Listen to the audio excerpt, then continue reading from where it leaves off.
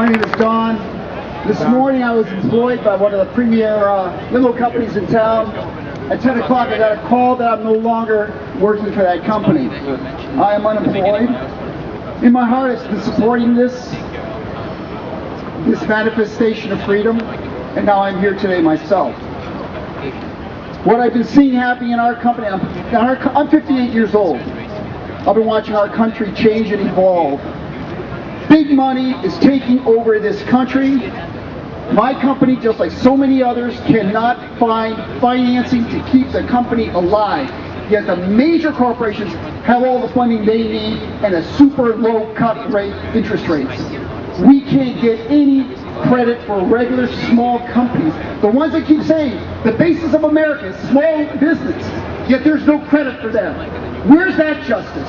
If that's the basis that makes America strong, where the heck is the money to keep America going?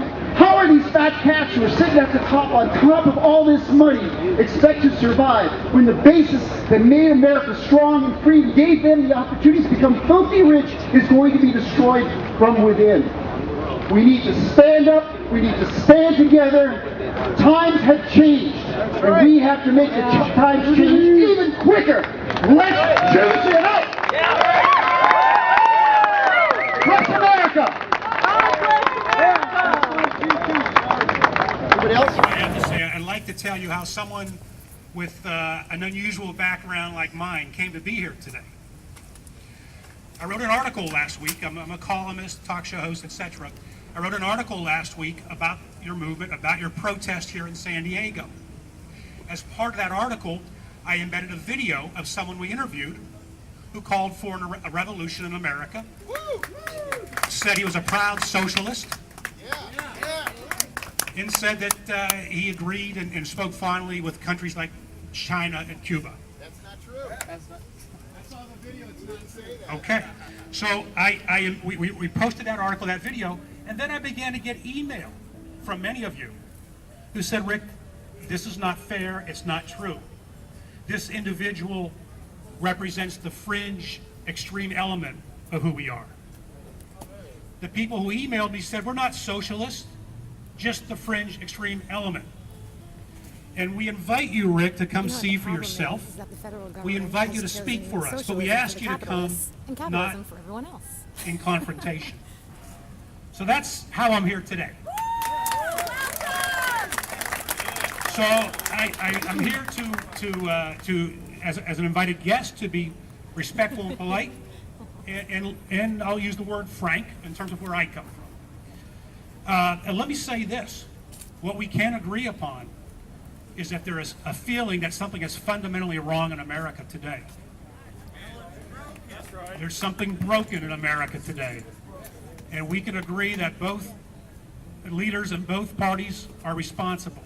I think we can agree with that. There is a feeling in America today among common folk that if you're wealthy enough, if you're powerful enough, and if you're well connected enough, then the rules don't apply to you.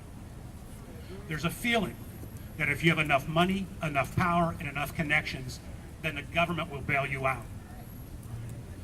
But I think where we differ is this. I'm not pointing the finger at capitalism. Neither are we. I'm pointing the finger at crony capitalism.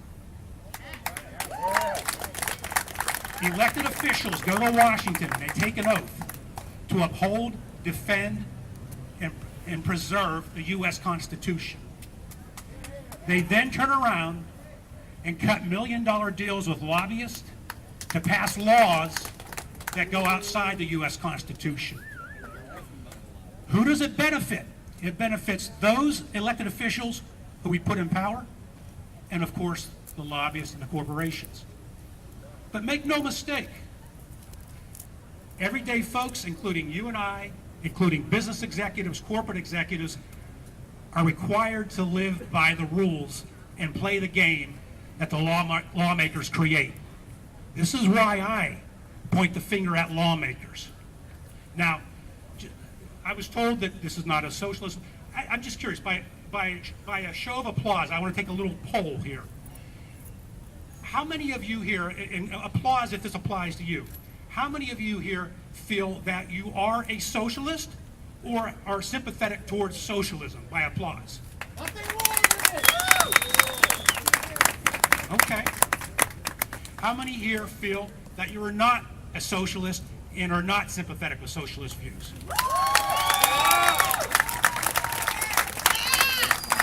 Okay, I think we can agree that those who oppose socialism are in your majority here today.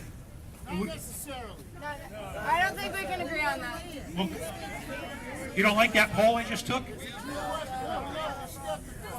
was two different things.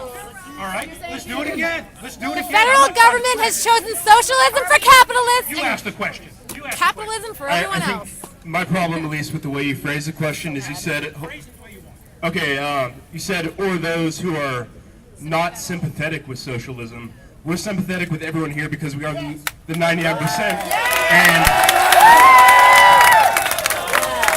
And because we support a variety of beliefs. We're not just sympathetic with one cause or the other. We're sympathetic with you and the Tea Party for what we all agree in. And that's that things are messed up right now and we need to find some way to change them. So am I to understand then that socialism, by that applause and by your comments, and I think your comments, I'm not sure, I got confused. Yeah, this audience embraces socialism as a solution? It depends on how you define it. She said. This isn't about socialism. This is not about socialism. It's not about anarchism. It's not about the Tea Party. It's not about Democrats. It's not about Republicans. It's about us coming together to come to a collective solution despite our differences. Thank you. Right. I appreciate the spirit of that, but you still haven't identified what your solution is. But let Do me you say have a this, solution? folks. Do you- Let me. I've got 2 minutes here, and I want to say this. President Obama has embraced your movement. President Obama has spoken in spirit with what you're doing out here on Wall Street and across America. But I want you to be aware of something. President Obama talks about your movement on Wall Street, yet he gets 1/3 of his campaign re-election money from Wall Street. That's right. President Obama talks about class warfare. He talks about the rich. He was in La Jolla last month, as you know. It cost $35,000 to get a picture taken with him. It cost $10,000 to ask a question. It was closed to the public. I didn't get any money. He's using you, is my point. All right. What's that? All right. Mic check! Mic check! This man came to speak.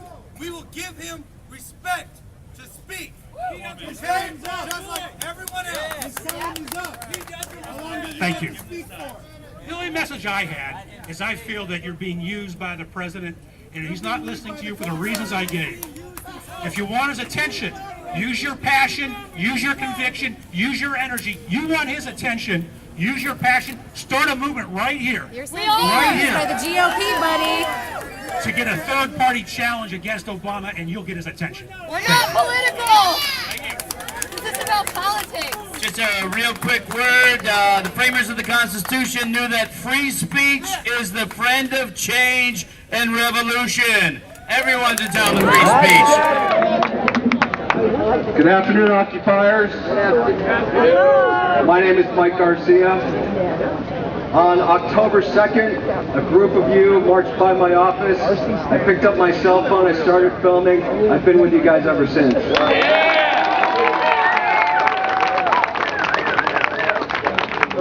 On Wednesday, I attended a meeting in the rain.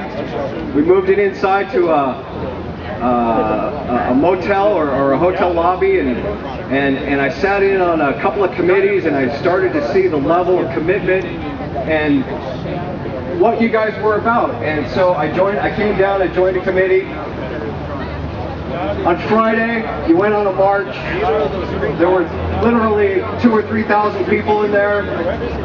And the thing that was so incredible is how unified you all are for the same thing. And you know, the Tea Party members, the original Tea Party members, they wanted the same thing that we want until they were co-opted by the Koch brothers and the Republican Party.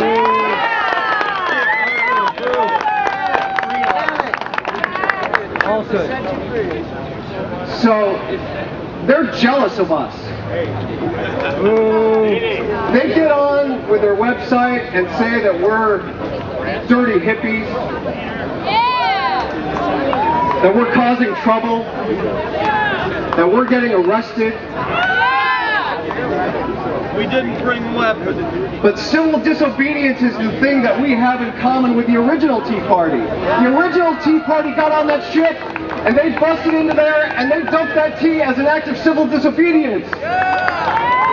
And every act of civil disobedience since, whether it be civil rights, the women's movement, the gay movement, all those have been acts of civil disobedience that have brought us to this point. So I came down here and I pitched a tent. And I'm going to steal a line from Braveheart. They can take our tents. They can take our homes. But they will never take our freedom!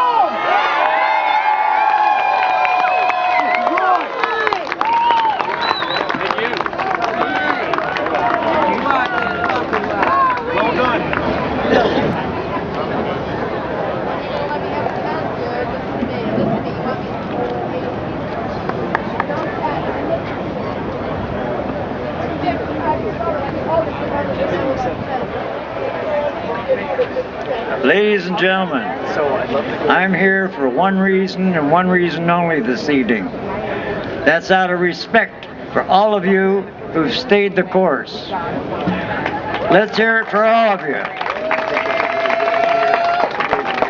Now, I've been to an awful lot of protests, demonstrations, sit-ins, whatever, and everybody always seems to want the same thing.